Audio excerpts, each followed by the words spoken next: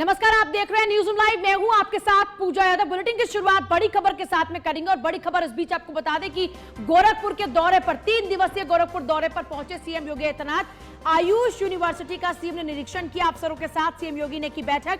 कल एमएलसी चुनाव में नगर निगम बूथ पर करेंगे मतदान। नवमी पर गोरखनाथ मंदिर में पूजा भी करेंगे। सीधी तस्वीरें आपको लगातार दिखा रहे हैं, ये तस्वीरें आपको लगातार गोरखपुर से आपको दिखा रहे हैं। फिलहाल कल एमएलसी चुनाव में नगर निगम बूथ पर मतदान भी करेंगे। 9 तारीख को वोटिंग क्योंकि होनी है। और इस बीच देखिए तस्वीरें आपके सामने है। आयुष यूनिवर्सिटी का सीएम ने निरीक्षण किया है। सीधे लाइव तस्वीरें से पहले आपको दिखा रहे थे, सीधे लाइव तस्वीरें आप देख रहे थे। गोरखपुर की तस्वीरें आप लोग लगातार देख रहे थे। देखिए पहले से ये तय है कि गोरखपुर पहुंचेंगे सीएम योगी आदित्यनाथ। तो 3 दिवसीय उनका दौरा है गोरखपुर में। और आमतौर पर आप जानते हैं कि जब भी कोई खास मौका होता है तो योगी आदित्यनाथ हमेशा गोरखपुर में रहते हैं, क्योंकि रामनवमी भी है और बड़ा खास मौका। दूसरी बात यह कि आप जान रहे हैं अभी हाल ही में जिस तरीके से गोरखनाथ मंदिर में हमले की साजिश नाकाम हुई है, उसके बाद सुरक्षा व्यवस्थाओं का जायजा भी उन्होंने लिया कि क्या कुछ वहां पर स्थिति बनी हुई है, सुरक्षा के लिहाज से क्या कुछ तैयारियां की गई हैं। तो फिलहाल आपको तस्वीर हम लगातार दिखा रहे हैं। अफसरों के साथ में सीएम योगी ने बैठक भी की है और सुरक्षा व्यवस्था का जायजा भी लिया है। इसके अलावा 3 दिवसीय दौरे पर गोरखपुर रहेंगे योगी आदित्यनाथ। नवमी पर पूजा भी करेंगे। हमेशा गोरखनाथ मंदिर में उन्होंने पूजा अर्चना की है। कोई भी खास मौका हो, चाहे होली हो, दिवाली हो या फिर नवरात्र, हर खास मौके पर हमेशा योगी आदित्यनाथ वहां रहते हैं। और अब भी जब क्योंकि बहुत खास मौका रामनवमी का, तो इस मौके पर भी वो वहीं पर रहेंगे, पूजा अर्चना करेंगे। और इससे पहले आपको लगातार तस्वीरें हम दिखा रहे हैं जब अधिकारियों के साथ में उन्होंने बैठक की। 3 दिवसीय दौरे पर पहुंचे गोरखपुर सीएम योगी आदित्यनाथ ने अधिकारियों के साथ में बैठक की है। आयुष यूनिवर्सिटी का भी सीएम ने निरीक्षण किया। तो ये कुछ खास बातें उनकी गोरखपुर दौरे की जो हम आपको लगातार बता रहे हैं। योगी आदित्यनाथ गोरखपुर में मौजूद हैं और लगभग 3 दिवसीय उनका यह दौरा है। 3 दिनों तक वो लगातार गोरखपुर में ही रहेंगे। फिलहाल तस्वीरें आपके सामने उस दौरान की हैं जब उन्होंने बैठक की है और यहाँ पर आप देख रहे हैं तमाम अधिकारी के साथ में उनकी बैठक रही। इससे पहले आपको बता दें कि उनका जब गोरखपुर दौरा तय हुआ उस दौरान में यह भी तय था कि यहाँ गोरखनाथ मंदिर में सुरक्षा व्यवस्था का जायजा भी वो लेंगे कि क्या कुछ तैयारियां रही हैं। और हरेंद्र दुबे हमारे साथ, हमारे सहयोगी जुड़ रहे हैं सीधे गोरखपुर से। हरेंद्र, 3 दिवसीय दौरे पर योगी आदित्यनाथ पहुंच चुके हैं गोरखपुर। 3 दिवसीय दौरे के दौरान में क्या कुछ खास चीजें रहेंगी योगी आदित्यनाथ की मौजूदगी में? सबसे बड़ी बात अपने दर्शकों को हम बता दें कि उत्तर प्रदेश के मुख्यमंत्री योगी आदित्यनाथ 3 दिवसीय दौरे पर गोरखपुर पहुंच चुके हैं। इस बार उस दौरे के दौरान अहम खास बात यह रहेगी कि कभी भी उत्तर प्रदेश के मुख्यमंत्री योगी आदित्यनाथ विधानसभा का चुनाव नहीं लड़े थे, इस बार पहली बार लड़े। और सबसे बड़ी बात रही कि एमएलसी का चुनाव है, एमएलसी के चुनाव में नगर निगम में मतदान करने के लिए जाएंगे, ये बहुत बड़ी बात रही। दूसरी बड़ी बात यह रही कि गोरखनाथ आयुष विश्वविद्यालय का उन्होंने जैसे गोरखपुर पदार्पण हुआ है वो उसका निरीक्षण किया है और अधिकारियों के साथ उसके कार्य में तेजी किस तरह से ले करके जाया जाए उसको लेकर के उन्होंने बैठक भी की है। यही नहीं, आपको बता दें कि गोरखनाथ मंदिर में 3 दिनों तक जो उत्तर प्रदेश के मुख्यमंत्री योगी आदित्यनाथ रहेंगे, 3 दिनों में 3 रूप है योगी आदित्यनाथ का देखने को मिलेगा। क्योंकि आज सप्तमी है, कल अष्टमी है, परसों नवमी, तीनों दिन वो माँ दुर्गा की पूजा आराधना करते नजर आएंगे। खासतौर से आपको ये भी बताना चाहेंगे कि कल जनता दरबार सुबह लगाएंगे, जनता से मुताबिक होंगे, उनकी समस्याओं को सुनेंगे। परसों 9 कन्याओं की पूजन, अपने हाथों से 9 का पैर धुलेंगे, उसके बाद चुनरी बढ़ाएंगे, फिर अपने हाथ से और वो ये हमेशा करते रहे हैं। जब भी नवरात्र का खास मौका रहा है योगी आदित्यनाथ हमेशा से कन्याओं को पूजते रहे हैं और उनके पैर भी पखारते रहे, उनको चुनरी हमेशा उड़ाते रहे, उनको प्रसाद भी उन्होंने हमेशा से ही दिया है। तो इस बार भी वही सब चीजें रहेंगी। जी, वही सब चीजें रहेंगी। उत्तर प्रदेश के मुख्यमंत्री योगी आदित्यनाथ उसी डर्रे में जिस तरह से मुख्यमंत्री नहीं थे तब भी काम करते थे, मुख्यमंत्री के बनने के बाद भी उत्तर प्रदेश के मुख्यमंत्री योगी आदित्यनाथ उसी तरह से पूजा पाठ करते हैं जिस तरह से पहले करते थे। इस बार भी उसी तरह से नजर आएंगे, उसी वेशभूषा में नजर आएंगे। और खास तौर से उस दिन का इंतजार सबको रहता है, छोटी छोटी बच्चियों को रहता है, जिन बच्चियों का वो पांव पकड़ते हैं, जिनको अपने हाथों से भोजन कराते हैं, बच्चे खुश होते हैं खास तौर से। और जो 9 देवियों के रूप में 9 कन्याओं की पूजन करते हैं, खास तौर से उस दिन का बहुत बड़ा माना जाता है। और उत्तर प्रदेश के मुख्यमंत्री योगी आदित्यनाथ खास तौर से 3 दिवसीय दौरे पर है और 3 दिनों में मां की उपासना करते नजर आएंगे, रात्रि में मां का उपासना करेंगे। और यही नहीं, आपको बता दें कि सुबह जनता दरबार लगा के जनता की समस्याओं से अवगत होंगे और संबंधित अधिकारियों को दिशा निर्देश भी देंगे, उनकी समस्या का निस्तारण किया जाए। जिस तरह से आज उत्तर प्रदेश के मुख्यमंत्री योगी आदित्यनाथ ने अधिकारियों को ये कड़ी सख्त निर्देश दिया है कि किसी गरीब की झोपड़ी पर बुलडोजर नहीं चलना चाहिए, वो बुलडोजर उनके ऊपर चलना चाहिए जो समाज को अंधकार में रख करके अपनी संपत्ति अर्जित की है, उनके ऊपर बुलडोजर चलना चाहिए, अपराधियों पर चलना चाहिए। तो खास तौर से मुख्यमंत्री का जो दिल है वो बहुत पिघलता है, जिन लोगों से मिलते हैं उनसे। अच्छा, ये जिस आयुष यूनिवर्सिटी को लेकर उनका निरीक्षण रहा है हरेंद्र, उस यूनिवर्सिटी को लेकर भी अधिकारियों के संग उन्होंने बैठक की और तमाम जो तैयारियां हैं उसका भी उन्होंने उनसे पूरा का पूरा ब्यौरा भी लिया। इसको लेकर क्या कुछ खास जानकारी, क्योंकि गोरखपुर में बनने वाली आयुष यूनिवर्सिटी ये बहुत इंपॉर्टेंट है योगी आदित्यनाथ के लिए, और ऐसे में खुद इसका पूरा का पूरा वो जायजा भी ले रहे हैं कि क्या कुछ इस वक्त हालात वहां पर बने हुए हैं, कब से यहाँ पर काम का शुरू होना है। तो जाहिर सी बात है कुछ टारगेट दिया गया होगा अधिकारियों को यूनिवर्सिटी के निर्माण को लेकर, यहाँ पर शुरू होने वाले काम को लेकर, उसको लेकर क्या कुछ जानकारी है हरेंद्र? देखिए, सबसे बड़ी बात है कि उत्तर देश के महामहिम राष्ट्रपति के कर कमलों द्वारा गोरखनाथ आयुष विश्वविद्यालय का शिलान्यास किया गया था, और बार बार उत्तर प्रदेश के मुख्यमंत्री योगी आदित्यनाथ कहते हैं कि शिलान्यास अगर हमने किया है तो लोकार्पण भी हम ही करेंगे। हाँ। जिसको लेकर के काम की तेजी लाई जाए, जिससे यहाँ के लोगों को, पूर्वांचल के लोगों को, पूर्वांचल ही नहीं बल्कि दूसरे देश नेपाल के उत्तरी छोर और बिहार के पश्चिमी छोर के लोगों को उस आयुष विश्वविद्यालय से काफी लाभ मिल सके। जो दिल्ली बंबई का दौरा करते हैं और उन लोगों के लिए काफी राहत मिलेगी गोरखपुर में आयुष विश्वविद्यालय बनने से। जिस तरह से एम्स के अधिकारियों को वो सख्त निर्देश हमेशा देते रहते हैं कि किसी भी मरीज की इलाज करने में कहीं भी लापरवाही न बरती जाए, उसी तरह से आयुष विश्वविद्यालय के निर्माण में अधिकारियों को सख्त निर्देश दिए हैं कि समय रहते इसका निर्माण कार्य पूरा किया जाए, ताकि इसको जल्द से जल्द चालू किया जाए और बच्चों को इसमें शिक्षा दी जाए और लोगों को सुचारू रूप से इलाज हो सके। अधिकारियों के साथ उत्तर प्रदेश के मुख्यमंत्री योगी आदित्यनाथ बैठक करके सख्त निर्देश देते आज नजर आए हैं। बहुत ही शुक्रिया आपका फिलहाल पूरी जानकारी के लिए हरेंद्र। योगी आदित्यनाथ की रहती है आमतौर पर लापरवाही को लेकर, भ्रष्टाचार को लेकर और काम में देरी को लेकर। अब ऐसे में आपको बता दें कि एक तरफ जहां मुर्तजा का एपिसोड ऐसा शुरू हुआ कि इस एपिसोड में लगातार नए नए एंगल्स सामने आ रहे हैं। गोरखपुर मंदिर पर हमला करने वाला मुर्तजा, जिसकी साजिश को नाकाम कर दिया, उसी साजिश के साथ साथ उसके कई तार आईएसआईएस के साथ अब तक जुड़ते नजर आ रहे हैं। तमाम जांच पड़ताल के साथ ही हर दिन कुछ नए खुलासे हो रहे हैं। अब इसी पूरे मामले के अंदर एक नया एंगल सामने आया हनी ट्रैप का। जानकारी ये है कि मुर्तजा को भी हनी ट्रैप के जरिए ही अपने चंगुल में लिया गया और उसके बाद मुर्तजा का पूरा ब्रेन वॉश किया गया, और उसी के चलते मुर्तजा दिमागी तौर पर इतना ज्यादा कट्टरपंथी हो गया कि उसने हमला कर दिया। एक रिपोर्ट आप देखिए किस तरीके से अब तक मुर्तजा का आईएसआईएस कनेक्शन निकलकर सामने आया।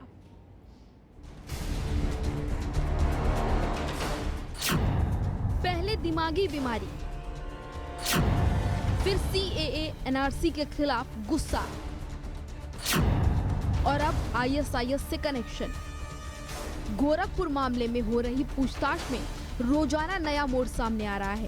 पहले गोरखनाथ मंदिर मामले में आरोपी मुर्तजा की इस करतूत के बाद जानकारी सामने आई थी कि ये दिमागी रूप से बीमार है। फिर 14 दिन की न्यायिक हिरासत में जाने के बाद एटीएस की टीम ने पूछताछ की तो खुद मुर्तजा ने बड़ा कबूलनामा किया, जिसमें बताया कि सीएए एनआरसी के खिलाफ गुस्सा था, इसलिए इस घटना को अंजाम दिया गया। और अब ऐसा कनेक्शन सामने आया है जिस पर पहले से ही शक था। मामले में एटीएस की टीम की पूछताछ में ये बात सामने आई है कि मुर्तजा का कनेक्शन आईएसआईएस संगठन से था। मुर्तजा से एटीएस की पूछताछ में आईएसआईएस कनेक्शन सामने आया है। इस कनेक्शन में हनी ट्रैप का मामला भी सामने आया है।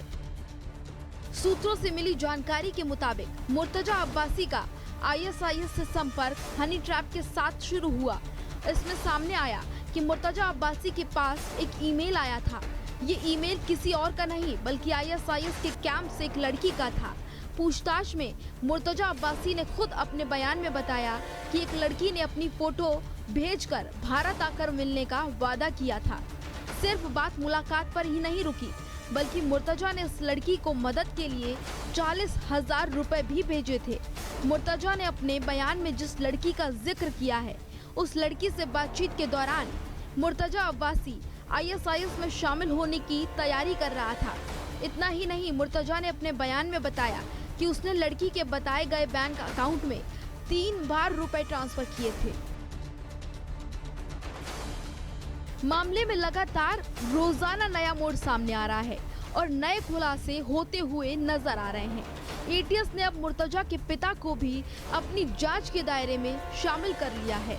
मुर्तजा अब्बासी के पिता मुनीर अहमद अब्बासी को नोटिस जारी कर अपना बयान दर्ज कराने के लिए बुलाया गया है। आपको बता दें कि हमलावर अहमद मुर्तजा अब्बासी ने ATS से पूछताछ में पहले CAA NRC का जिक्र छेड़ा था। CAA NRC पर मुर्तजा ने कहा था कि मेरे दिमाग में बस यही चल रहा था कि कोई काम करने से पहले आदमी उसके बारे में सोचता है। मुसलमानों के साथ गलत हो रहा है तो हमने सोचा अब कर ही दो भाई।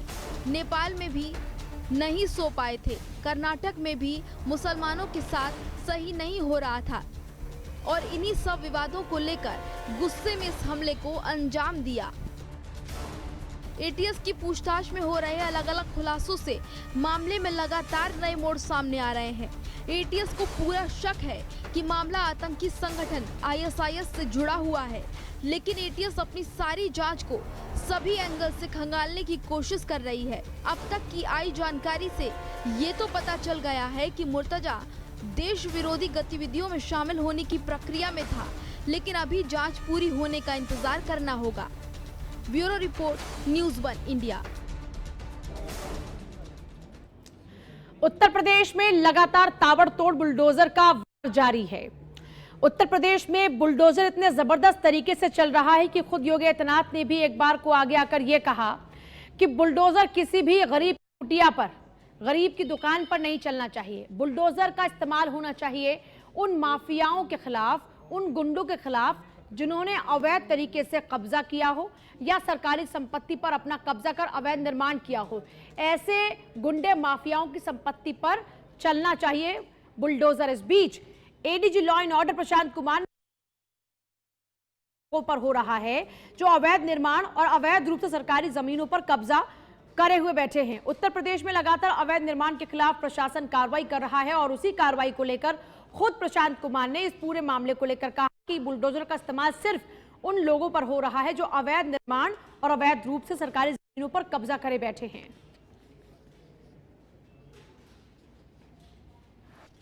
बुलडोजर का इस्तेमाल सिर्फ अवैध निर्माण तथा अवैध रूप से सरकारी जमीन पर जिन्होंने कब्जा कर रखा है उन पे किया जाए तथा सारी न्यायिक प्रक्रिया पूर्ण करने के बाद किया जाए। इन चीज़ों के बारे में कोई ऐसा नहीं है कि कुछ भी सभी जगहों पे बुलडोज़र का इस्तेमाल किया जाना है। बुलडोज़र का इस्तेमाल बेजा कहीं नहीं की जाए, इस संबंध में निर्देश है कि किसी भी परिस्थिति में गलत इस्तेमाल इसका न होने पाए और जितने भी अधिकारी हमारे हैं पुलिस और प्रशासन के, इस चीज़ों को सुनिश्चित कराएंगे कि कोई भी इलीगल गतिविधि या लीगल एक्ट इन चीज़ों के लिए न की जाए। इसी को बार बार बताया जा रहा है। तो सर इसके लिए कुछ फिर से कोई गाइडलाइन जारी होगी?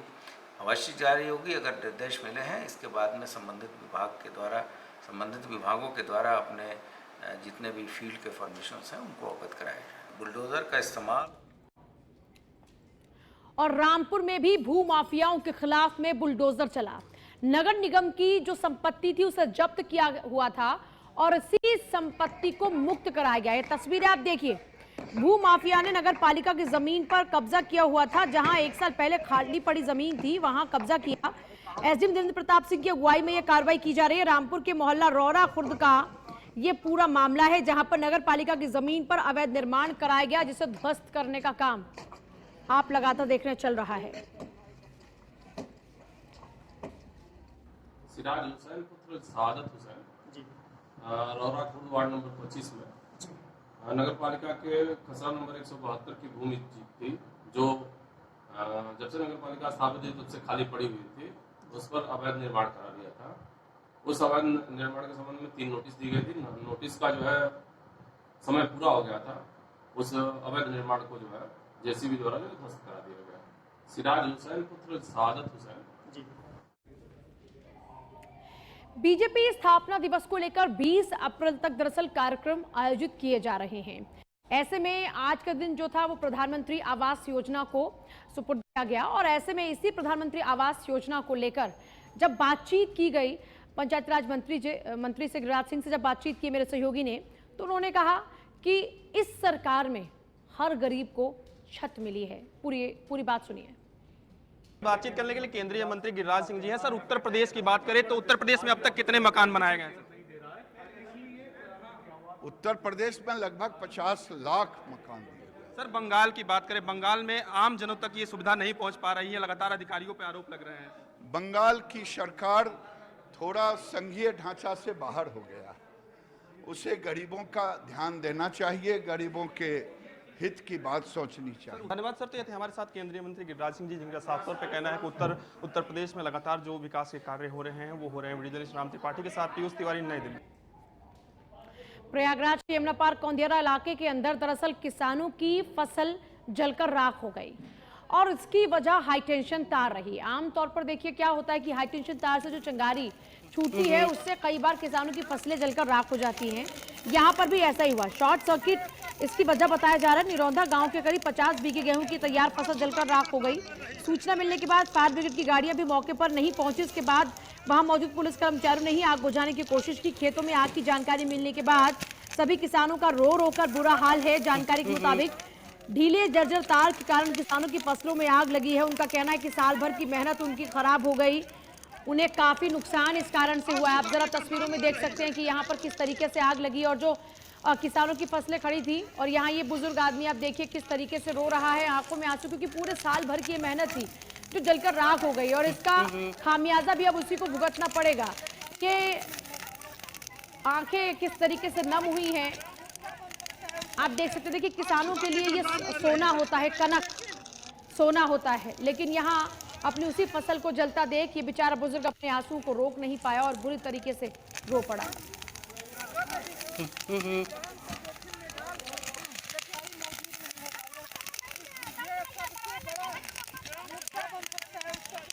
आग बुझाने का काम कर रही है लेकिन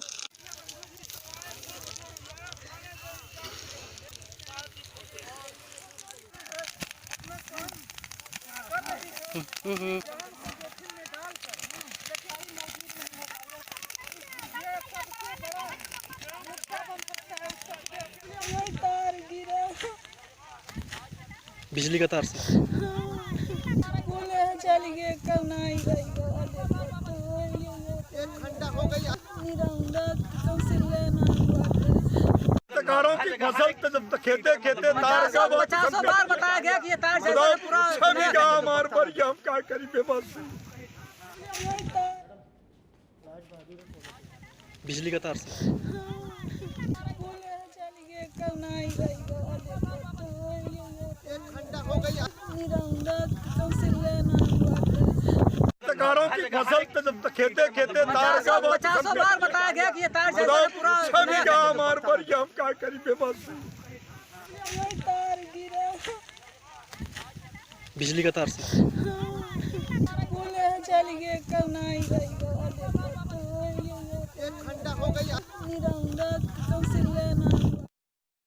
राज से राज बहादुर मेरे साथ, मेरे सहयोगी जुड़ गए। राज बहादुर, बेचारे लोग इतने बुरी तरीके से रो रहे हैं, कौन जिम्मा लेगा? उनकी फसल बर्बाद हो गई, अब उनको जो नुकसान हुआ है इसकी भरपाई कौन करेगा? लापरवाही प्रशासन की, भुगते ये गरीब लोग। जैसे कि बता दें आपको कि एक कौधियारा थाना क्षेत्र का मामला है। किसानों ने कई बार बिजली विभाग को ये सूचना दी थी कि 11,000 का लाइन का तार नीचे लटक रहा है, जो कि इसके लिए बिजली विभाग ने कोई कार्रवाई नहीं की थी। आज वो भुगतने को किसान रो रहे हैं, जो कि तार गिरने से पूरी फसल कम से कम 50 बीघा फसल जलकर राख हो गई। वही खेत में नहीं आग भी नहीं बुझ पाई, जो कि किसान रोते बिगड़ते रहे। इसकी सरकारी विभाग की लापरवाही से एक किसान बेचारे इनको भुगतना पड़ा है। अगर यही बिजली विभाग अगर पहले कार्रवाई किया होता तो आज वो आग की नौबत ना आती। जी, ये तो अब इस लापरवाही का भुगतान कौन करेगा? बिजली विभाग की लापरवाही के चलते जो आग लगी है, प्रशासन इस पर क्या कह रहा है? जैसे कि अभी बता दें, वहां के राजस्व टीम जब पहुंची है तो ये कार्रवाई करने का आश्वासन दिया है कि आपको जल्द जल्द आग का मुआवजा मिलेगा। मगर बड़ी लापरवाही बिजली विभाग की है कि इसके पहले कार्रवाई क्यों नहीं की जाती है। जो खेत के फसल में जो तार लटके हुए हैं उसको सही नहीं दुरुस्त किया जाता है, इसीलिए किसानों की फसल आग के हवाले हो जाती है। अब बड़ी समस्या बड़ी बात यह है, बिजली विभाग का कोई भी कर्मचारी अभी तक वहाँ खेत में किसान से मिलने के लिए नहीं पहुंचा है। जी, चलिए, शुक्रिया आपका। फिलहाल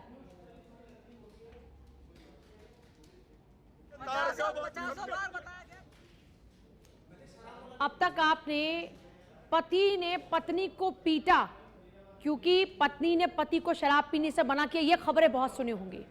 लेकिन अब एक पत्नी ने अपने पति को शराब बेचने से मना किया तो पति ने उसकी बेरहमी से पिटाई कर दी। मारपीट देख पास में मौजूद लोगों ने वीडियो बना लिया। पत्नी को पीटते हुए युवक का वीडियो तेजी से सोशल मीडिया पर वायरल भी हो रहा है। मारपीट को बढ़ता देख ग्रामीणों ने महिला को पीटने से बचाया। जानकारी के मुताबिक युवक एमएलसी चुनाव की वजह से शराबबंदी के दौरान शराब बेचना चाह रहा था, जिसको लेकर शख्स की पत्नी ने मना किया तो उसे ये बर्दाश्त नहीं हुआ, जिसके बाद पत्नी को पीटना शुरू कर दिया। आपको बता दें कि एमएलसी चुनाव की वजह से जालौन में 2 दिन तक शराब के ठेके बंद रहेंगे।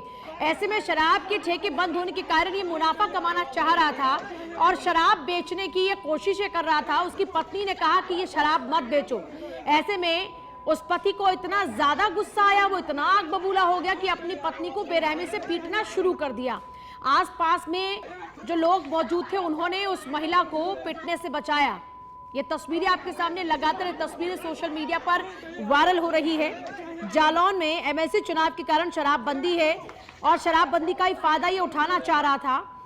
उसकी पत्नी ने मना किया तो उसे इतना नागवार गुजरा कि उसने अपनी पत्नी को बेरहमी से पीटना शुरू कर दिया। जरा देखिए तस्वीरों को देखिए कैसे बेरहमी से उस अपनी पत्नी को ये पीट रहा है, सिर्फ इस बात पे कि उसने उसे शराब बेचने से मना किया। और फिलहाल न्यूज़ लाइव में इतना ही, लेकिन आगे भी तमाम खबरों के लिए आप देखते रहिए न्यूज़ 1 इंडिया। नमस्कार।